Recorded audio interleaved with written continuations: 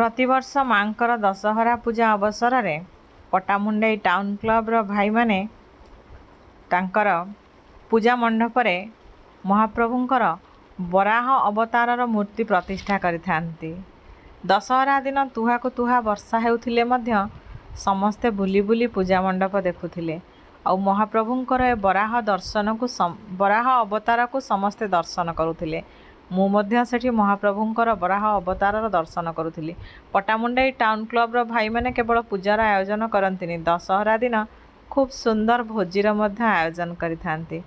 सही पटामुंडई टाउन क्लब्र भाई मानंकु ढेर सारा अभिनंदन व शुभेच्छा जणाइबा सहित महाप्रभुंक पाखरे मध्य प्रार्थना करुछि महाप्रभु सेमानंकु सुस्थ निरोग रखंतु और सबुबले खुशी रे रखंतु।